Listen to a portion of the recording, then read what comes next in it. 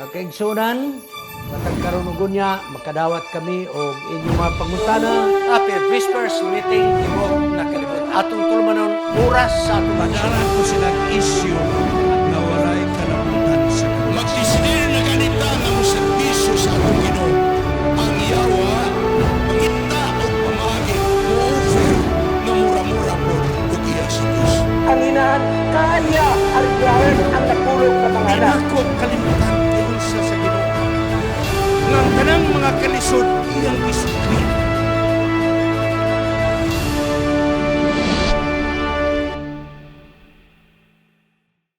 Happy prayer meeting sa Tibok Kalibutan. Ang atong Anis Media Ministry, Cagayan City, makigkaubang kaninyo, pipira ka mga gutlo alang sa atong tulmanon, oras sa atong leksyon.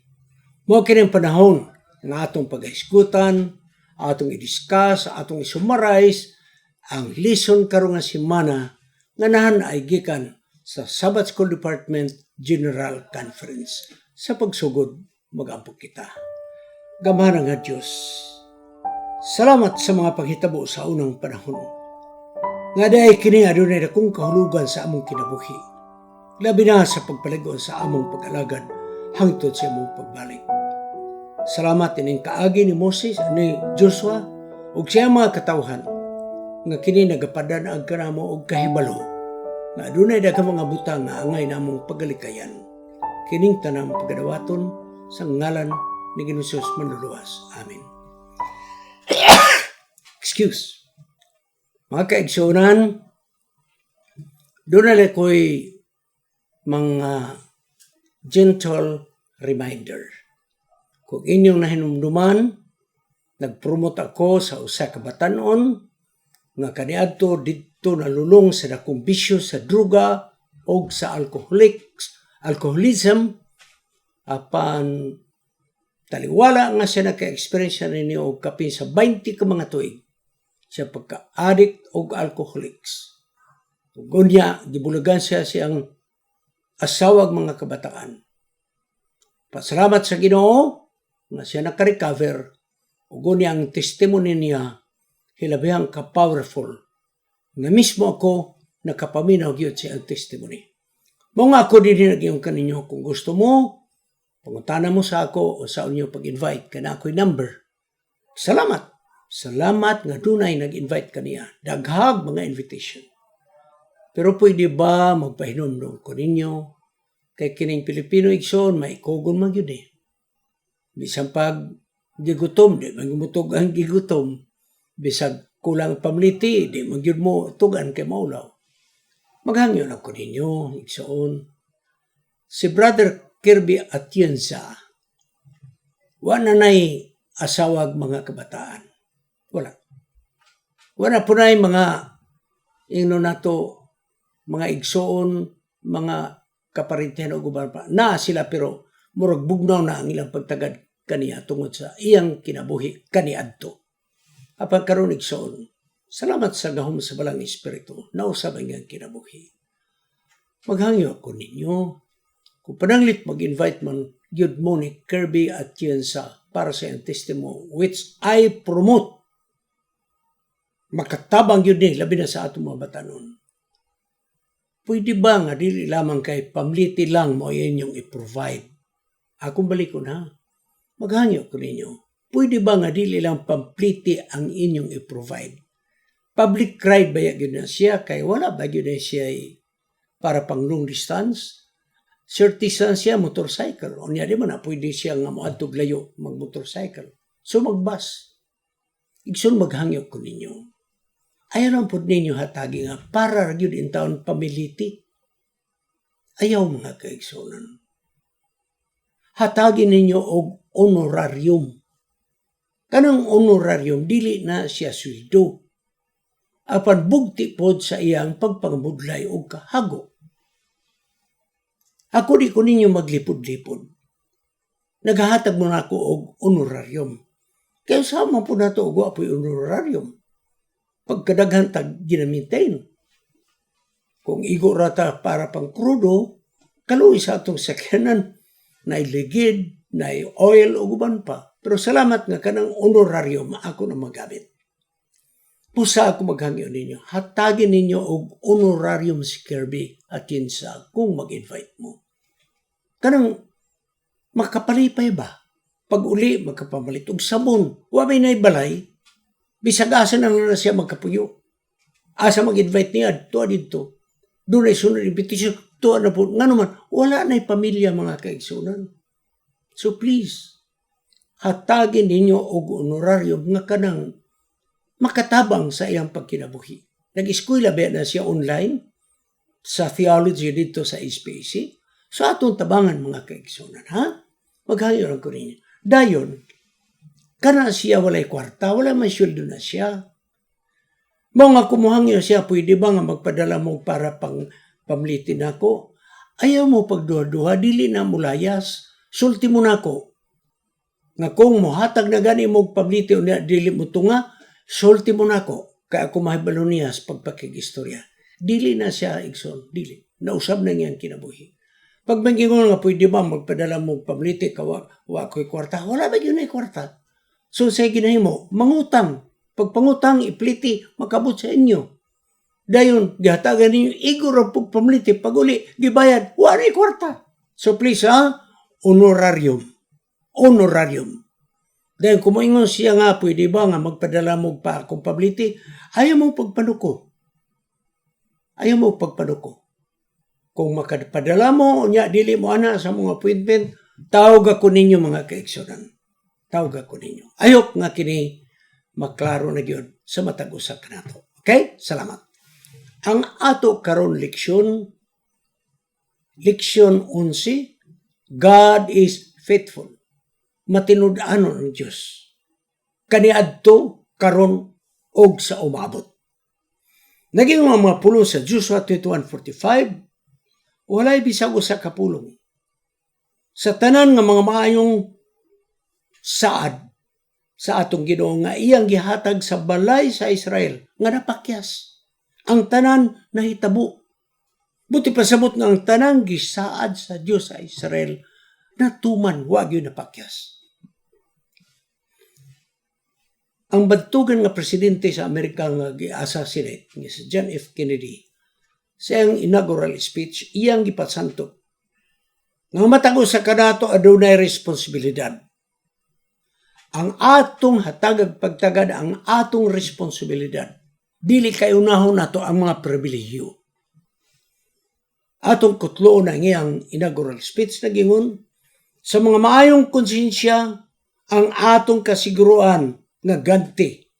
Diha sa kasaysayan sa katapusan nga paghukom ang atong mga maayong binuhatan. Sumadto kita aron nga kita magadumala sa yuta nga atong gihugma.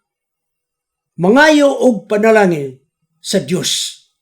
Ug ang iyang tabang. Og unya atong mahibaloan nga nining yuta ang Dios nagabuhat sa matinudanon alang sa iyang mga katawhan. Pagkamaayo nga pagsalik ni John F. Kennedy. Si Joshua sa nga nagkatigulang na. Naghatag siyang panamilit nga pakigpulong. Sa Joshua 23:24, gifocus ni Joshua ang mahitungod sa umaabot kung saan pagsimba ang Diyos sa kanang wa na laing ginasimba. Ang Joshua 24, gireview ni Joshua unsa ang Diyos pagkamatinudan sa tanan niya mga buhat kaniadto. Sa adunay mga katuyuan sa mga desisyon mahitungod nga diin ang angay lamang natong simbahon mo ang Diyos. Wa na lain tang simbahon. Gipasantop ka na ni Joshua sa iyang final address. Ang libro Igsoon nagapadako mahitungod sa pakigsaad nga matinud-anon ngadto sa Dios. Mao ang pagbantay sa iyang mga saad ug kini iyang tumanon sumala sa iyang gipanumpa alang kanato. Ang Joshua 21:24 nagasulti mahitungod sa mga yuta nga gipang-apod-apod sa mga tribo. Joshua 13:21. Ug unya sa Joshua 21:44, nagahiskot may tungod sa kadaugan sa mga Israel batok sa mga kaaway nga maoy nagapuyo sa yuta. Joshua chapters 1-12. Ang mga Israelhanon gipahinumduman ni Joshua nga ang ilang pagkamadaugon batok sa mga kaaway nga ilang nakuha ang mga yuta nga gipangapod-apod sa matag tribo. Mao lamang ang pagkamatinud-anon sa Dios sa iyang mga pulong. Natuman ang iyang mga pulong nga gihatag ang mga yuta ngadto sa mga tribo. Sunay mga teksto sa Biblia nga nagingon ang tanang mga yuta, ang tanang mga kaaway didto gitugyan sa ilang mga kamot. Unsa pa? Sumala ang tanan nga iyang gipanumpa og kini natuman. So kini may sumada igsoon nga unsang gisaad sa Dios kaniadto sa ilang mga ginikanan natuman. Mao nga dili sila magduha-duha nga unsay gisaad sa Dios niining bag-ong kaliwatan nga nas kanan matuman gyud na. Apan mga kaigsuonan, kung unsay nadawat nga kadaugan sa Israel, unsay nadawat nga kalampusan sa Israel, kining tanan dili nila i-credit sa ilang kaugalingon. Kayong tanang kadaugan, tanang kaayuhan nga ilang nadawat, tungod kay ang Dios naghatag, sumala siyang gipanumpa ngadto kanila, nga bisan pa ang mga kaaway gitugyan ngadto sa ilang mga kamot. Ang mga yuta nga naangkon sa mga Israelhanon, kini pinaagi lamang sa pagkamatinud-anon sa saad sa Dios. Dili pinaagi silang gahom. Akong balikon, ang ilang pagmadaugon sa gubat batok sa mga taga-Kanaan, dili tungod sa ilang kusog, apan kadto katumanan sa gisaad sa Dios nga mamaila ang yuta. Busa sa maong pagkagi, kining maong yuta sa saad nga gihatag sa mga Israelhanon, nga dili tungod sa ilang kusog, dili tungod sa ilang military, kung dili tungod sa saad sa Dios nga gihatag kanila kini. Kung atong i-connect usab sa kaluwasan mga kaigsunan mausab, ang kaluwasan dili pud pinaagi sa atong gahom. Dili pinaagi sa atong pagpaninguha. Kaya ang Episo 2:8 binangingon, tungod sa grasya kita naluwas pinaagi sa pagtuo. Dili sa atong kagalingon kay kini gasa gikan sa Dios. Sigsoon ang pagkuha sa mga Israelano sa yuta sa Kanaan. Dili tungod sa ilang abilidad. Apan tungod kay magigisaad sa Dios nga kini hatag ngadto kanila. Kung i-connect nato sa kaluwasan, mausab. Kining kaluwasan nga atong angkon dili ni sa atong kayod, dili ni sa atong pagpaninguha, gihatag kini kay gisaad man sa Dios nganhi kanato.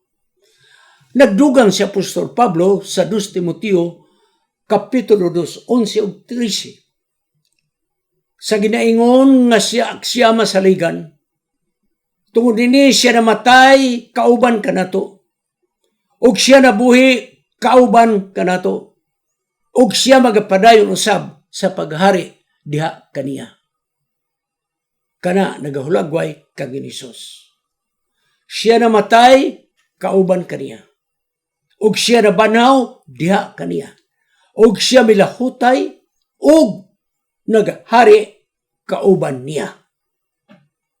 Okay? Busa sa 2 Timoteo nagapadayon na dinhi, ug unya he also will deny us if we are faithless. Og iya kitang isalikway kung kita mawad-an og pagtuo. Apan ang Dios magpabilin nga matinud-anon nga dili kita niya ikasalikway. Wow, kanindot mga kaigsunan. Ang Joshua 21:43 paingon sa 45, mo kini ang panapos, mahimayaon nga panapos, nga mao ang katumanan mga kaigsunan, tungod sa ilang pagkamatinumanon ngadto sa Dios. Ang kalampusan dili lamang kini nga gihatag kanila, apan kini konektado usab sa ilang obedience sa pulong sa Dios. So, buti pasabot nga ang pagkamatinumanon sa Dios dunay kondisyon. O ang kondisyon mo, magmatinumanon kamo. Ang akong saad, akong tumanon diha kaninyo. Busa, ang yuta sa Israel, sa Kanaan, gihatag sa mga Israelhanon nganuan, handumanan kini sa pagkamatinud-anon sa Dios o pagkamasaligan sa Dios ngadto sa mga nasod. Igsoon, ang pagbaton sa yuta sa saad sa mga Israelhanon may dako nga kalabutan sa ilang mga attitude, sa ilang mga taras, sa ilang pag-alagad, mga kaigsunan. Kini nga mensahe ni Joshua sa diha nga nagkatiguang na siya, nakapalihok sa mga Israelhanon sa ilang misyon nga gisalig sa Dios ngadto kanila. Gihulagwan ni Joshua nga kining yuta nga atong nadaog, nahimo kining posible kay ang Dios na kig-away alang man kanato. Apan ang kadaugan, wala pa makumplito kay doon na pa'y mga yuta nga wala pa maokupar sa Israel kanaa pa sa mga kaaway. Ug bisan pa manining ng dako nga kabahinan naanas kamot sa mga Israelhanon. Apan ngano ba yun? Nga aduna may panahon nga mga Israelhanon nawadaan sa ilang pag-alagat. Busa igsoon, tungod ni ini, kay sila nawadaan man sa pagkamatinudanon. Ang Diyos nagtugyan kanila sa pagpakigubat. Kung nagmatinuman lang ang mga Israelhanon, walay gubat nga ilang maagyan, ihatag ko to sa Diyos kanila kay ang Diyos mo'y makigaway. Apan mga Israelhanon napakyas, busa gipapil sila sa gubat, aron unta matagag leksyon mga kaigsunan. Apan bisan pa man nga sila nakadaog sa gubat, di nila ikakredit sa ilang military kang ilang mga military mga kaigsunan, very crude. Dili sangkap sa mga igugubat. Parang gahom sa Diyos nagpataliwala nga bisan sa ilang kakulangon alang sa gubat, ilang nakuha ang yuta, dili tungod sa military strength, apan tungod kay gituman sa Dios ang iyang saad. Ang kadaugan dili kini nila maangkon. Apan ang dili mausab nga realidad alang sa Israel mao ang kanunay nilang pagsalig sa Dios. Nga ang Dios masaligan, diha nahimong available ang tabang sa Dios sa mga Israelhanon. Ang kadaugan sa Israel dili tungod sa ilang militaring abilidad, mga kaigsunan. Sa maong pagkaagi, ang atong espirituhanon nga kadaugan, batok sa sala og mga pagtintal, diha ang atong kadaugan sa kasiguruan pinaagi, sa sakripisyo sa kinabuhi ni Jesus, og sa iyang pagkabanhaw, tapos sa tulo ka adlaw, diha ang atong kadaugan, batok sa sala, mga kaigsunan. Para magkatawan sa Diyos karon, kanunay nagasalig sa mga espiritanong supply sa atong Ginoo, aron nga sila magkinabuhi, mga kaigsunan. Maunta ni ang mga katawan sa Diyos karon, nga magpadayon sila sa pagsalig sa espirituhanon nga kasangkapan nga hatag sa balang espiritu aron kita mabuhi sa madaugon nga pagkinabuhi. Ang pakigpulong ni Joshua sa katapusan nga kapanahonan, balik sa ikato sa unang pakigpulong niya sa chapter 1 sa Joshua. Ngayang giingon nga kining buhat nga naa sa unahan kanato, dili kita magbadaugon pinaagi sa atong military nga gahom. Apan kining gubat nga atong giatubang dili kini pulos physical, Kaya dunay gubat nga atong pagatubangon nga espiritual. Ug tungod ni ini, di gyud ta magbiya sa pagkamatinumanon sa Dios. Ang atong pagkamatinumanon na Diyos Joshua, atong ipasubay unsay na